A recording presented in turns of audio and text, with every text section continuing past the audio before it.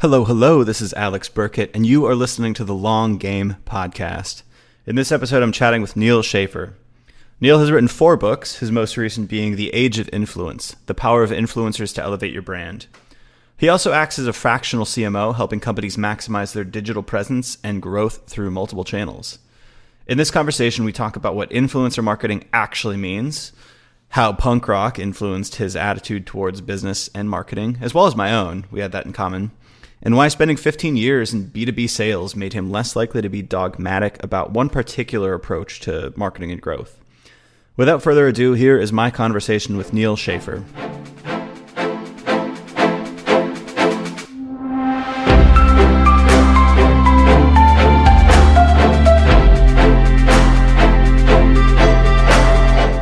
I have a really strange question to ask you to start, because I was listening to a podcast that you did, I think 2 years ago. So I'll forgive you if you don't remember the reference specifically, because it was offhand. But you mentioned something about how you have a punk rock ethos and background. And this was in reference to you doing things your own way, being entrepreneurial. So the word punk rock caught my attention. Was that deliberate? What does that mean to you? Yeah, punk rock is sort of anti-authoritarian. So I guess from a content perspective, because that's what people are, content marketers that are listening to this podcast, I think it's saying, well, why can't I rank on the first page of Google? All this other stuff, there's a brand name behind it, but the content ain't that great. I can do better. So it's having this more like this aggressive that, I don't have to listen. I don't have to do things as I've been told. I can reach greater heights by doing it my way. If everybody is zigging, I zag. And that to me, there's also this ethos. One of my favorite bands, this is like real niche band. They were called the Minutemen. And the leader of the band, the bassist Mike Watt, after most of their live performances, he would say, go out there, create something, be an artist, start a band. It was this whole like do-it-yourself sort of environment that he was preaching. And that to me is also part of this like punk rock of, do it yourself, right? You don't have to have a fancy camera to start a YouTube channel. I started my podcast literally on my iPhone using the Voice app, which limited me to 8-minute episodes because that was the extent at which it could record. So that definitely has kept me, I don't know, it's sort of lit my fire, and I think it's probably come out of my voice right now as well. And it's really interesting because I know we're going a little bit off the topic of content marketing, but I wrote a book on influencer marketing. And once you begin to get authority in your space, you have a lot of people, a lot of entities, a lot of brands reach out to you. And it's like, I don't want to be controlled by a brand. I don't want to be controlled by anyone. It's probably why I'm a solopreneur and why I like to, have my own consultancy and do things the way I do. But I think that we all have so much potential and we sometimes limit ourselves. So to me, the whole punk rock ethos is I'm going to go uncontrolled and I'm going to go for the ceiling of whatever I'm out there to accomplish, and I'm going to do it.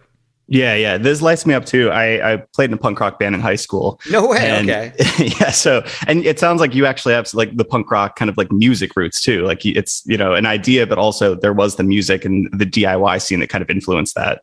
Yeah, no, I played violin like when I was young, and I was actually in a band in high school where we put a pickup on the violin and sort of play. But yeah, I was heavily, I grew up in Southern California right when Southern California punk rock scene was happening. I had older brothers who had friends that would take me to concerts when I was like a freshman in high school. And yeah, I saw some amazing music back then, and that's like my DNA. That's like in my blood, right? I just, my daughter's like, why don't you like listening to like Duran Duran and Wham? And I'm like, dude, like when I was growing up, I hated that stuff. Like it was so sappy and poppy, and like it's got to be guitar based drums. So yeah, that's me. There was something about it too that I think, like in a land absent of opportunity, there was something seductive about the idea that you could do things without permission. And that was the DIY ethos that I kind of was inspired by through that scene. Like I remember I grew up in a small town and we were all underage, so we couldn't play at bars and stuff like that. So we played music, we were practiced, we were playing songs, and we're like, what do we do? Like, how do we get gigs? And we ended up just like renting out the town hall in my small town and booking other bands from the area. And we're like, let's just do it ourselves, And I think a lot of how I've come to create content, like I did the same thing starting like a personal website when I was like, how do I get jobs? How do I get picked? I'm like, I'll just start writing about stuff and see like what happens. I think when you have that thread line, it becomes a very powerful operating model, for putting stuff out in the world. Yeah, so this band called the Minutemen, they were good friends with Black Flag. They were on their label, and Black Flag is Henry Rollins, and you get the whole picture there for those of you that know punk rock. But one of their like themes also was "We Jam Econo," right? You don't need expensive instruments, expensive amplifiers to be able to jam. And that also, like, every time I'm investing in a tool or, I need to hire a resource, I am definitely trying to jam econo because I don't need like, the nice fix-ups. I want to see the actual quality of the work or the product and then pay what I think is fair for that. So in many ways, growing up listening to that music has influenced me. I love that. I want to talk more about a couple of the influences that I've heard just doing research and listening to your other podcast interviews. One is that you said you did B2B sales for 15 years. Mm-hmm. So that's an interesting, because do you consider yourself like a content marketer now, or like what do you kind of primarily consider yourself in the marketing world?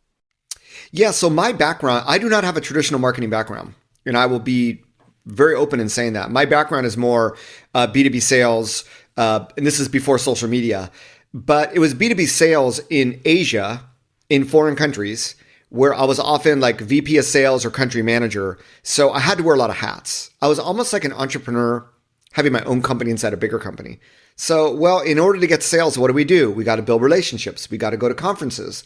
We got to build up partners. So inevitably, through the act of playing this role, I started to do a lot of things that were quasi-marketing without knowing I was doing marketing. One second, sorry, my son is asking for more screen time. It was that when social media really started and I moved back to the United States and I was in transition, and at the end of the day, I got really active on LinkedIn. I launched a blog all about LinkedIn, and then we had the Lehman Brothers crash. It was 2009, and I ended up writing a book on LinkedIn. And that led to all these opportunities. Back then, the marketing or the budgets for social media weren't in sales. They were all marketing. In fact, back then, it was also PR. So I like to say social media is sort of an industry that found me. And really it was companies that were trying to figure out how do they leverage this for their business. And I was trying to figure out and help them try to fit in where they would leverage it for their business. And marketing was always the answer. And so I just became, someone that self-studied, right? But tapping into my own business experience before that, but also helping a variety of companies very, very early on in my career, I was able to gain this expertise because you learn by doing, right? And by analyzing and by optimizing. And, I think it was like 2011 where people started calling me a marketer. And I'm like, okay, because the majority of my work at that point was social media marketing, even though I had this book on LinkedIn and I had this B2B sales background. So I still do social selling trainings, but I had this question asked to me on another podcast very recently. I look at business very holistically, right? So I don't consider myself a content marketer. I wrote a book on influencer marketing, The Age of Influence. I don't consider myself an influencer marketer either. I want to help businesses leverage digital and social media marketing for their business. And, if SEO is the right solution for one and content marketing for another and influencer marketing for another and TikTok for another, that's great, right? I want to be able to be the doctor who prescribes the best solution and implements best practices in helping them solve their issue. And that's always been my goal, never to be a one-trick pony, but to really be, I guess you could call it a generalist, but to be dangerous enough in every single topic to be able to help companies. I like that fluidity. And I think that's great in comparison to sometimes people get very dogmatic about what they specifically do. And they think, if you're not doing this, you're going to be left behind. But it's like, it's all contextual, right? It's a conflict of interest then, because, I noticed that after I finished the rough draft of my first book on LinkedIn, I then, okay, what's next? I then became a huge user of Twitter. This is back in 2009, so I was very early. And even Facebook was starting to open up to people older than university students at the time. And I never wanted to be like, I didn't want to force my clients into just using LinkedIn.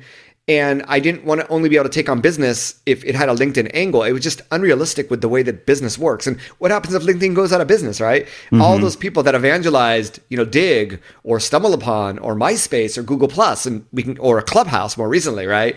I have a historical perspective on that stuff, and I knew that I needed to understand the landscape. And then, like I said, become the doctor to be able to prescribe the right solution. So yeah, I don't like that dogmatic. You have to do this these days. Like you have to do NFTs. It's like, well, yes, NFTs are growing. They're one part of the landscape. But if you invested that same $10,000 into SEO, you might get a little bit better performance than investing in an NFT right now, depending on your audience. So it's having that really holistic perspective.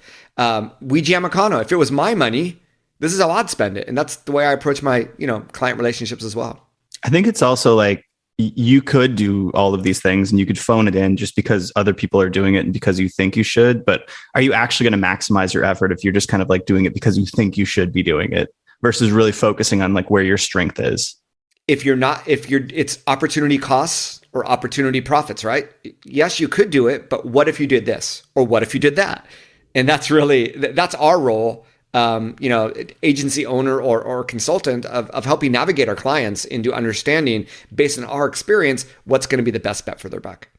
Do you think there are any universals in the digital marketing space? Because even me, like running a content agency, I saw a big thought leader in the content marketing space say, if I visit a company's website and they don't have a blog, I don't buy from them. And I was like, are you kidding? Like I haven't visited most of the company's blogs that I buy from regularly. Like that just, it isn't even a factor in most of my purchases. So I don't know, that just didn't make sense to me. So I think, you don't have to do content marketing. A lot of companies could do it and get a lot of value from it, but some are in spaces where it's not actually going to provide that much value in comparison to something like sales or paid acquisition. So I'm wondering if there is anything universal about this.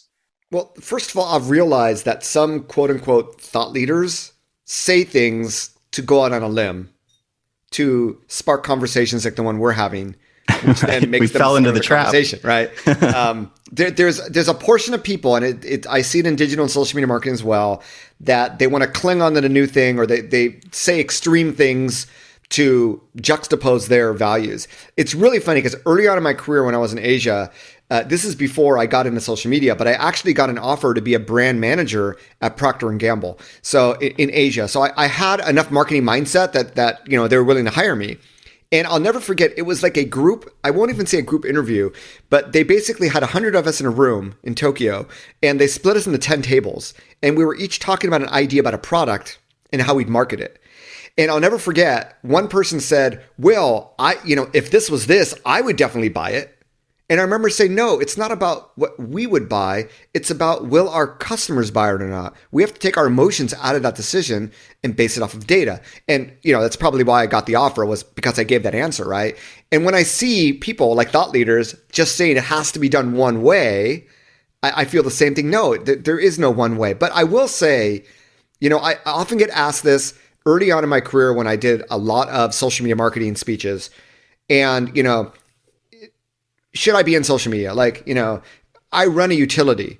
Should I be in social media? Like, what's the use? It's a monopoly. I don't have to market. It's like, well, but people are going to talk about this utility actually ran into some crisis communication issues like a year later, which brought them into social media. So there is a role. Every company should have a social media presence at a minimum to build goodwill with the public, right? Even if you're not doing marketing. I would say the same for content, because if you look at marketing today, right? Every company wants to grow. I mean, that's even nonprofits want to grow. So whether you're for-profit or nonprofit, you have a mission. Part of the mission is in being able to serve more people or serve more businesses, what have you. And with digital, post-COVID, acceleration of this digital transformation of how we consume things in the media we watch, there's three main areas that we consume digital information. One is social media. So you can't just ignore it, right? Another one, believe it or not, is email. Email is still relevant. And part of it may be on text, but it's still primarily email. And then you have search. And whether it is Google or whether it is YouTube or whether it's Apple Podcasts, or whether it's Amazon, everything, that the single universal unifying thing about all this, it requires content. Now, whether you call it content marketing or not is another story, but content is the lifeline of digital. and we are all digital, and we are just using digital for more and more things in life. So I think that, for that reason, content is a universally it's a universal necessity. Let's put it that way. We could argue about like, hey, content marketing, or maybe you don't need SEO, or maybe you don't need a blog. If you want to get discovered in search engines, you need content. Is it a blog? I mean, a blog is the most convenient way to do it that most companies decide to do, but there's other ways of doing it without a blog. Let's put it that way, right? But it still requires content. And if you only have one page of content, you're only going to be indexed by so many keywords. That's why you need to have more. If you only have one podcast episode, you lose some credibility. That's why you want to have more. And I'd say the same thing with websites. If you only have one page, you don't have the credibility of, well, what else about you? What's your history? There's all these questions, all these red flags. So I think content is the great equalizer. And it is something that smart companies invest more and more in. And I think it was Coca-Cola like a decade ago said, we're not, we're a content company. We're investing heavy on it. And they were bang on. Even Gary Vaynerchuk like 7-8 years ago. And we're all fans of Gary Vaynerchuk. And then a lot of us like criticize him, but he was like 6-7 years ago. I'm doubling down on content, and he's absolutely right. Right. You sort of want to be everywhere, especially if you're a Gary Vaynerchuk. So yeah, if there's any universal truth, it's content. You need content for all this. I guess to your point you made earlier about the social for the utilities company too, it's like some of these things are actually Swiss Army knives. Like I often get in my own lane where like I'm so growth focused and acquisition focused, like because of my background, that I think of these things sometimes as like, if you can't acquire customers in like an economic way, then it's not maybe worth it. But you kind of mentioned like almost a customer service utility of the utilities company. Content can also be used for retention. Like I know this company ButcherBox, they don't have like I guess their blog is outward facing, but the content they produce is almost exclusively for customers. It's all like recipes from the stuff that you buy from ButcherBox. So it's like you get more utility from the product. So yeah, I guess there's like multiple angles that you can take from social, from email, of course, right? Like onboarding emails, welcome emails, all that stuff. And content just is kind of the fuel that supplies all of this stuff. Yeah, I'm right now currently repurposing my blog content into email sequences, into YouTube video scripts. So once you have content, the beautiful thing is there's many forms it can take.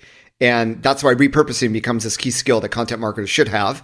But yeah, I think that it can serve different purposes. I once one of my clients was a public utility, and they hired me for crisis communications. And I said, look, I don't want to be doing your crisis communications. I want to be building goodwill with the public by being out there in social media, answering questions, sharing advice, right?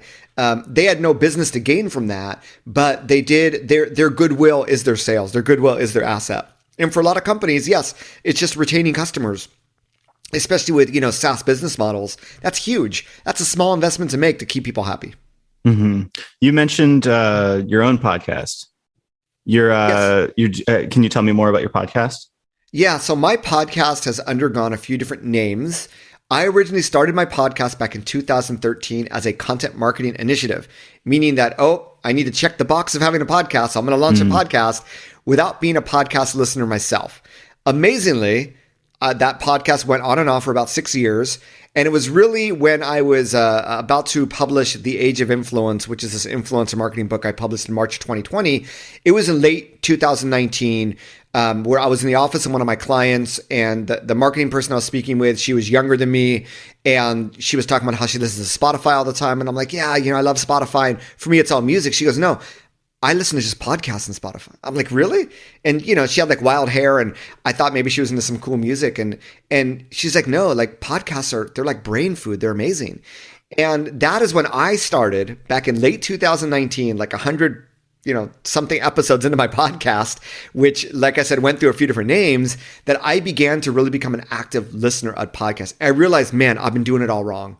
And so the first episode I published after that was, if you want to do well, you want to do well at TikTok, you got to become a consumer TikTok. You want to do well on YouTube, you got to watch a lot of YouTube videos. Same with podcasting. So since then, it was called Maximize Your Social Influence. Recently, because I'm working on my next book, which is going to be more of a digital marketing playbook, it's called Your Digital Marketing Coach. And it's really, everybody needs a digital marketing coach. So tune into the podcast to get advice on a wide variety of subjects.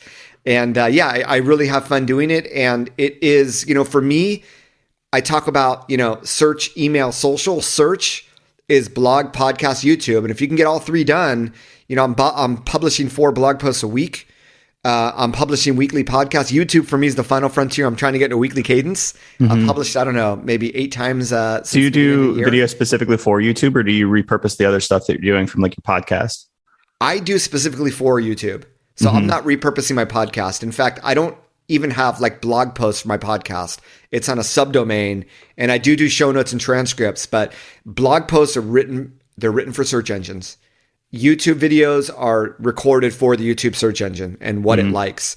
Podcast is purely for the conversation and the engagement with the listener. So that's the best way to leverage these things, is to create the content. Like, I'll give you an example. I say I publish 4 blog posts a week. One of them is republished content.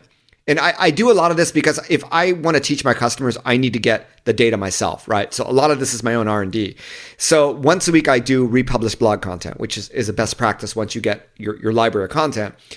And I noticed like there's one blog post I'm working on now. So it's about types of influencers is a keyword. And I said, look, there's only 2 types of influencers out there. You either have those that like, know, and trust your brand, or those that don't.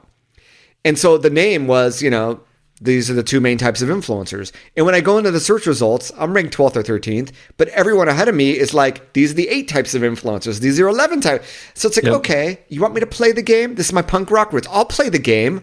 I'll outdo you. I don't necessarily need to have like 15 or 20 or 25. But if that is what Google is determining what people are engaging with and looking for when they do that search, then I need to optimize my content for that. It's not about what I think. It's about adapting it to the search engines. It's writing for humans, but it's understanding search intent and the way that the search engine results is giving me the data of the smartest people in the world at Google and their algorithms. It's telling me what people are looking for, right? So I'm going to take that knowledge and I'm going to do better. So that's a great example of really, respecting each type of content, each medium for the medium, and optimizing for it instead of just trying to take something and use it everywhere. Even like, I'll have, I talked about repurposing a blog post for a video script. I have like a top 41 blogging tools, right? I'm not going to do a video about 41 blogging tools because most videos that do well are like 5, 10, 15 minutes max. That's too much. So I'm going to narrow it down to 10. And I'm gonna do a little bit more storytelling, make it a little more animated and engaging, rather than on the blog, it's going to be a different tone. So that gives you an example of how even if you're going to repurpose, it's never a one-to-one relationship. It's always optimizing it for that platform. Doesn't the search part of it frustrate you to a certain extent? The idea that like you know the space so well, like you know what the topic should be and how you should format it, but like you have to ratchet it up and play against all the other players, right? So there's the listicle example, and I remember an editor way back in the day being like, "Hey, you need to have 34 Google Analytics features, not 32." And I'm like, "Well, it's got to be an odd number, right? Yeah, odd numbers perform better." Had all these rules, and I was like, "Well, this is the article. Like, there's nothing I can add." But there's other topics where it's like I see what the search intent is, and I know that the search intent is actually inaccurate because of almost the snowball effect. Because so many large websites have the privilege of the domain rating that they can get ranked, and then people read that, they research it, and basically repurpose their other article, and then all of a sudden you have this SERP that is incredibly non-representative of what the topic actually should be about. It's like, and if you want to get on the first page, you kind of have to play to that intent well in the back of your mind, knowing that, I mean, this isn't even accurate, Yeah, the strategy that I take, and I'm like I said, I do a lot of R&D with my own content, and I get a lot of data from my clients' content. Working as a consultant, I can work with a lot of companies, and so I am originally social media marketer that turned digital marketer, right? Mm-hmm. So SEO and email marketing, things like that, are still relatively fresh for me compared to someone that's jaded and has been doing them for a decade and what have you. So I tend to think of things a little bit differently. Maybe it's the punk rock background as well. So my theory is, look, I was publishing a book on influencer marketing and only had like 1 or 2 blog posts on the subject. So if I want to be found in the biggest search engine of them all, I need more content. And when I realized that, who are my competitors? HubSpot, they're a CRM. They're not influencer marketing. Sprout Social, they're not an influencer marketing platform. And then you have these influencer marketing platforms that were ranking, but the content was just, they're trying to sell their platform. It wasn't really third-party objective content. So I said, I'm going to own this space. And I have the advantage of being a person rather than a brand. So there's a trust that comes with a person rather than seeing a company trying to sell you their product. And I've been able to do really well with that strategy. And it's something I teach my clients, which is you are the expert in something. And what happens is all these HubSpots and everyone, they want to gain your markets. They've already maxed out, right? They've already maxed out the potential of their own major keywords. Now they want to branch out into others and they want to own other spaces. But since you're the expert in this space, you should own it.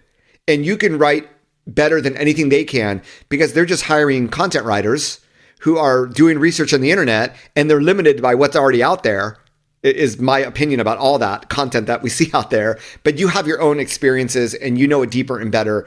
And and every one of my clients that has taken that approach has actually been able to work their way up the search engine rankings and actually outperform websites that have much higher domain authority, because there's general domain authority, but then there is true domain authority is about what domain, what is your specialty? Yeah. And I think Google does look at that, what you're an expert on.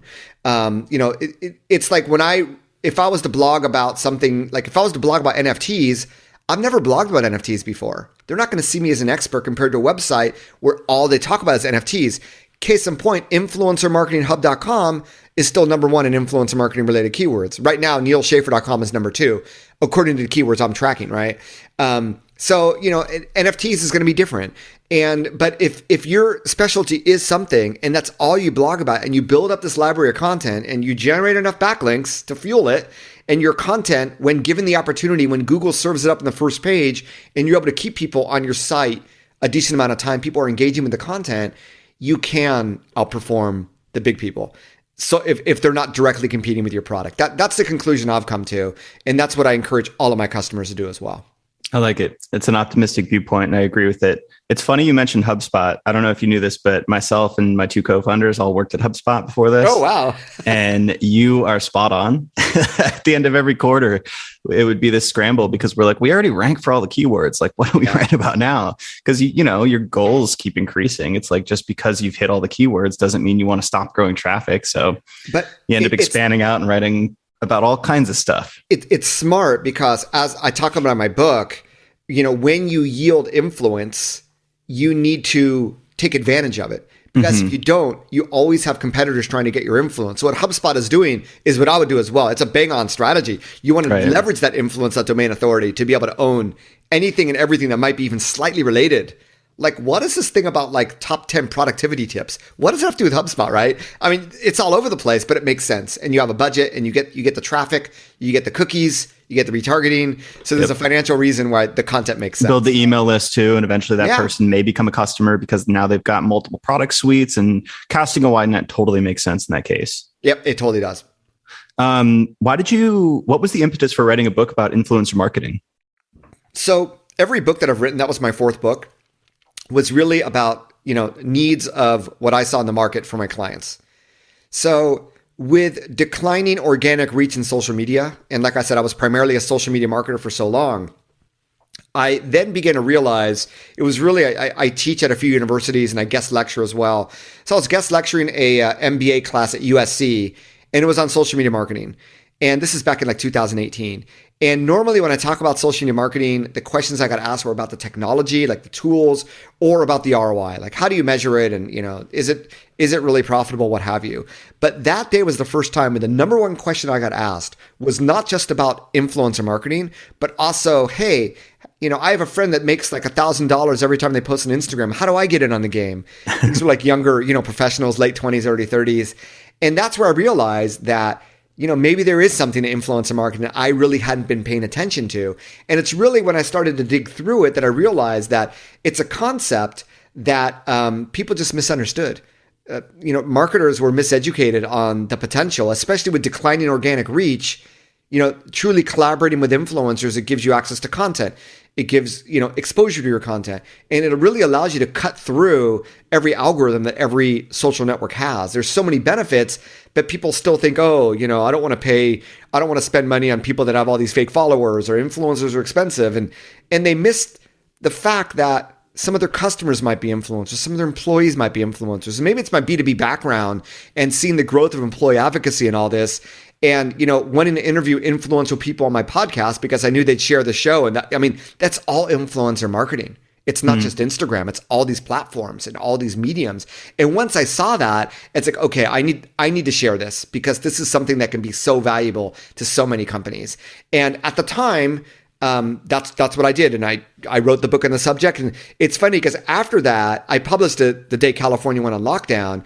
And I had all these companies reaching out to me they wanted help for influencer marketing. But I realized that they still had gaps. Like, wait, you don't have a website and you want to do influencer marketing? Or wait, you want to do influencer marketing, but how are you gonna convert these people into becoming customers? You don't have an email list. And I realized that there were a lot of digital infrastructure pieces that people were missing or companies were missing because they were going after the sexy influencer marketing. So that's when I realized, okay, yes, we can do influencer marketing, but there are other things you can do that might be more effective, right? Or you don't even have a social media channel. You want to work with influencers. You should probably have a social media channel. It's going to help you work with influencers actually to show them that you're real, incredible, what have you. So that book led me to this next stage, which is everything digital and social. It all sort of has to work together, especially with the pandemic and how much we're accessing, digital across all these different areas. My next book influencer marketing becomes a critical part of everything I teach and all the work with my clients. But my next book will definitely be more of like this general digital marketing playbook, really, which includes influencer marketing, includes content marketing, includes social media marketing, really wraps everything up into this playbook. Integrated marketing communications. That's the way. Whatever you want to call it, man. I think they called, I don't remember. I think they had some word like that when I was studying in college. See, I was a liberal arts. I went to a liberal arts college. I was Asian studies major. So they didn't teach business where I went to college. So. I actually want to ask you about that because you did mention you did business in Asia before, and I want to dive into that. But first, while we're on the influencer marketing topic, I should admit that I am probably one of the people who don't necessarily understand influencer marketing. Not that I don't understand the value, but I think it's the term itself that feels like nebulous to me, or like I'm having trouble realizing what influencer marketing is, because when I think of it, obviously this is what most people think of it. It's like paying Kim Kardashian to promote your skincare brand or something like that. But the way you made it sound is like that's the misconception, and there's actually probably layers beneath that would be more likely to convert for your audience. So what is influencer marketing? Is it specific to social? Is it just paying influencers? Are you just borrowing their audiences, or how do you conceptualize influencer marketing? Can this fit into content marketing, or yeah? Yeah, while you talk, I'm actually on the HubSpot site because back in 2010 or 2011, HubSpot reached out to me and said, hey, if I can find this book, hold on a second here. I think it was called, no, this is from LinkedIn. Okay. But they basically reached out to me. I had written a book on LinkedIn, Lewis Howes, who had written a book on LinkedIn, and a few other LinkedIn influencers who all submitted chapters that became part of this ebook.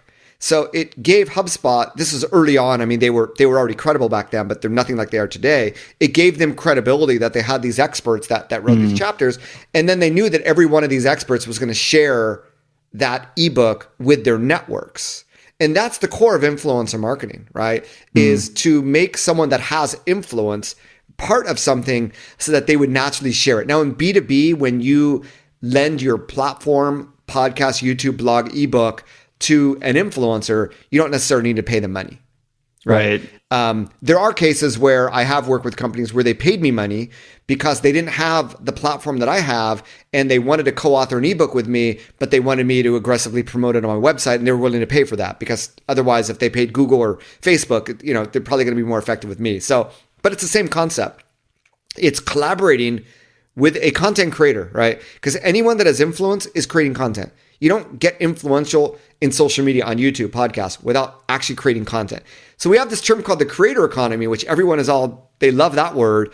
When we talk about influencer marketing, they think they're trying to get scammed, right? But it's part of the same thing. Influencer marketing is a subset of the creator economy, right? And these are all the same people, the creators. Influencer economy is only the brand collab part.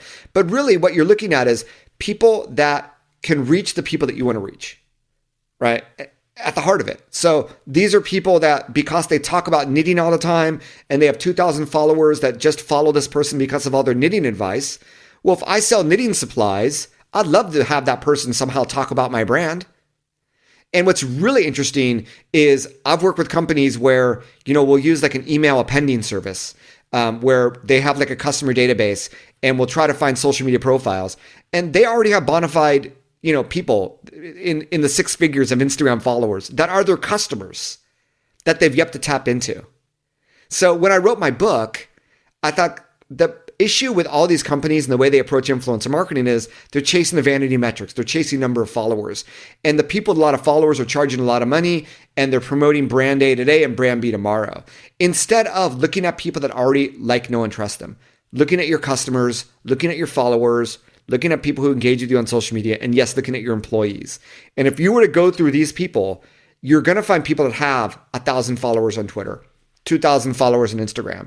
And if they talk about things that are natural to what your company does, then you would want to find a way to collaborate with them. And when they talk about you, it's going to come from the voice of authenticity because they're already your customer. They'd love to work with you. And guess what? These people don't need money, maybe free product, but that's a lot cheaper, right? And you're making them happy. And you get to the point where they're a true advocate and they talk about you without you having to ask them to.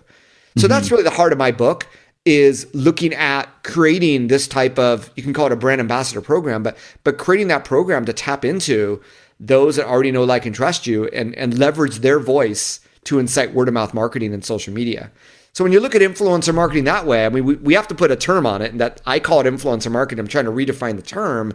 It's like, yeah, we've already been doing that. Most companies have, in some aspect, already been doing a part of it. It's not the transaction. It's the fact that you're collaborating with someone. Some people do it for free. Some people may request money, some a lot of money, some just product. It's all over the board. But you're tapping into someone, and guess what? The people you tap into are probably creating better content than you can create because they became influential or they gained their thousands of followers because of their content and their way they engage. So they offer a lot of value to your company, right? They know how to engage with people. They know how to create great content. They might understand what's going on in your industry. They might know what's going on with your competition. They might be a great person to have as part of a user focus group. They just have a lot more value than just someone that can amplify your content. So those are the things that I teach. And really, instead of looking at social media as a way to promote what you do, look at it as a way to develop relationships with people that can help promote what you do in a natural and authentic way. Yeah, that was awesome. Thank you. That it helps me wrap my head around it more, because now I'm thinking, I did a convo with Andy Crestodina from Orbit Media. We talked about how, he's great. He talked about how they basically have a rule. It's like an unwritten rule now where every blog post they publish has, I think, 3 quotes from experts or something like that. Smart. Because then they're going to share the content and you get better content because they're experts. And frankly, somebody asks me to share my opinion, I'm happy to talk about things that I'm passionate about. And I also want a backlink. So I understand the incentive structure for stuff like that. One question I have, and you kind of touched on this a little bit with the vanity metrics thing, is let's say Andy reaches out to me and my co-founder, Allie. We both have like 5,000 or 6,000 Twitter followers, but I'm pretty sure Allie's Twitter followers are way more engaged with her. Like mine probably care less about what I have to say. So how do you gauge that? Who is actually influential outside of just the pure numbers? Like, I feel like everybody who listens to Tim Ferriss has a big audience now, but he's also like, people like his product recommendations. Like they literally want his ads. Whereas a similar size audience, may not take all of the recommendations so seriously. So I don't know. There feels like there's some intangible like stickiness or like influential factor with regards to actual recommendations. Well, I mean, why do people follow you, right? So I have no idea. Right. So, I mean, that's the first thing, is they probably, like with a network like Twitter, they follow you because of the content you publish. So if you're publishing content about content marketing and go into your followers and look at the bios, I do this often with Twitter. I audit my followers, and it's like, marketing, PR, communications. There's, a fair number of writers, authors, entrepreneurs, but they're all following because of the marketing advice that I'm giving them. And therefore, if I talk about a tool, I know it's going to resonate with them. So, if I start talking about punk rock and what bands I recommend, it's not going to resonate with them. Mm-hmm. So I think that there is, the influence always has a relevance filter. Why are people following this person? It's not about the number of followers. It's about why they're following. What content do they engage with? And that's really the key thing, right? Now, for some things, I mean, I'm working with a client right now who basically wants to encourage companies to pull out of Russia. So it's more like a nonprofit cause marketing type of thing. And for him, he just wants to spread the word. Any retweet that he can get just exposes his mission to more people. So for him, it's number of followers, but it's also like active people, right? These are people that are active on Twitter that, and they get engagement. And, one problem in Twitter, like with my account, you'll see a lot of tweets. You don't see the clicks. Mm-hmm. And the clicks are often way more than the number of likes or the number of comments or responses. So that's something we can't analyze, but we can at least analyze what sort of likes they're getting, right? And we can get a feel, okay, is this person even getting one like on average, or is it a big fat zero? And I think from there, you can start to vet, okay, well, if this person publishes something around this topic, it's probably going to get some engagement. And that's really where I'd start. But I think when it gets down to like experts, I just talked about this on another podcast this morning, but sorry to repeat myself, but, doing searches, like if I wanted to be influenced about content marketing, I'm going to do a search on Google, right? Who pops up? I'm going to find lists of content marketing experts. Who's on the list? I'm going to do a hashtag search content marketing on Instagram. I'm going to do a search on LinkedIn. I'm going to do a search on YouTube. I'm going to look at Twitter lists, right? Who are the people that are popping up all over the place? And that's going to give me an idea that those are true experts and influencers in that space. Mm-hmm. So that's another, if you were just curious about it. But when we're talking about people that aren't as influential as those experts, it's really getting down to, if they're not showing up in the search results, what are they talking about? And are they getting any engagement whatsoever? And if they're not, maybe you should look elsewhere. I'm pretty sure we found you on the BuzzSumo list of top 100 content marketing influencers. Well, there you go. Is this influencer marketing? Yeah. I mean, most podcasts that are of an interview format is influencer marketing. You're hoping, I mean, obviously you're providing value to your audience. It gives you credibility by tapping into experts, and you're hoping that the expert shares it with their audience, which they often do, right? And expands the overall reach. Yeah. It's a win-win for everybody, for the audience, for you, and for me. So yes, it is a type of influencer marketing as I define it. And podcasting is a great example. And this is an example of companies, we want to do a webinar, or we're going to do our annual event. Let's bring in, a top-notch speaker. That's influencer marketing, right? You might have to pay for that person to speak, but you're bringing in a celebrity who gives credibility to your product. So it's all tapping into other people's influence for credibility, for amplification, and what have you. It's all the same concept. It's the same reason why before social media, you use celebrities when you wanted to, have TV commercials. It's the same reason why people hired Mark Twain to sell cigarettes. Babe Ruth was selling cigarettes back in the day. I talk about this like in my book, like the historical foundations of influence. Mm-hmm. But yeah, it's been around since way before social media. The concept. Yeah, this is cool. This is one of the cleanest definitions I've gotten. So I love that. I just want to wind back a little bit and get some numbers. So you said you're doing 4 blog posts a week, correct? And a podcast. How many episodes do you put out per week or per month? Once a week. Okay, and you're consulting. Mine are half solo, half interview. You're consulting too? Yes. And you teach at university? So the universities are basically their executive education. So it just requires me to fly out like once or twice a year. It's not like a daily or weekly thing. Gotcha. And my consulting is a fractional CMO. So it's very manageable in terms of the hours. And I also speak. So it's a combination of things that's always in flux in terms of revenue. But I also have a team I work with. So I realize that in order to be able to publish at that frequency, I want to think like a CEO, and a CEO would have employees help. So right. Yes, I do have a team that helps me with, even though I personally curate it, I do have people that help implement a lot of what I'm talking about. That's totally where I was going with this, is what is your production function? How do you manage your day and get so much done? It's always fascinating to me, the productivity stuff. Yeah. So for the blogging, 1 out of 4 blog posts is a guest blog post. Mm-hmm, mm-hmm. So I just actually published an ebook, a free ebook this week about guest blogging.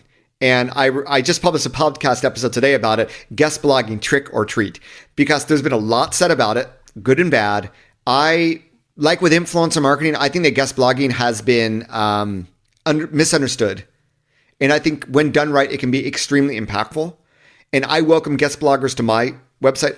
I manage it in a way where it meets my own editorial calendar needs. Let's put it that way. So it's still a win-win, but it's a much bigger win for me than if you just let bloggers, if you just publish whatever any blogger gives you, right? It's going to be a win for them and often a loss for you. So I now have a 6-month waiting list. Wow. To get published in my blog because I'm serious about SEO and I'm serious about helping optimize their posts for SEO and making sure that content gives them SEO value and for any link they put in their author bio, what have you. So 25% is guest blogging, 25% is republished. Republishing is a lot easier. I'm a big fan of a tool called Phrase. There are a number of these AI tools out there. I think ClearScope is the one that gets talked about most. I had the AppSumo lifetime deal on Phrase. It was a killer deal. And there's Surfer SEO. There's a few of them, but I'm a big fan of Phrase. I've interviewed Matt Hurley on my podcast, and I use them for every piece of content that I publish. Let's put it that way. And it's been a great help. So the republishing, some content requires an additional 100 words. Some might require an additional 1,000 words, but it's always less work than the original blog post. So for the original blog post, I have a writer that I work with. Now, I put together the content brief. I do all the keyword research.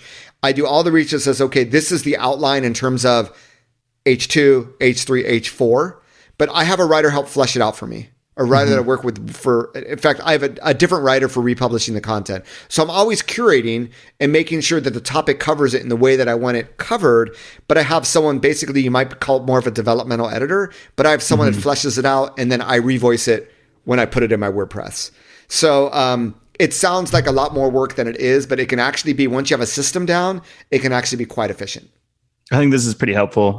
This is how I'm starting to construct my life with my blog, now doing the agency and all these different things.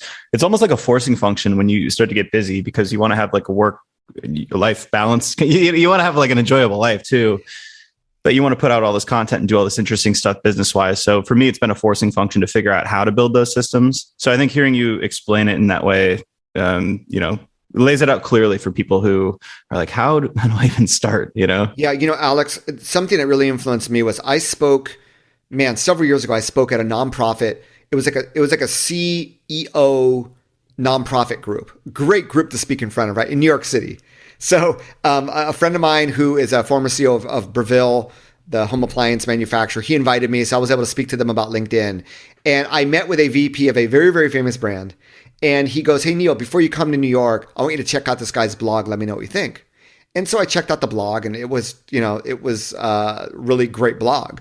And it was a corporate blog, right? He was speaking on behalf of his company.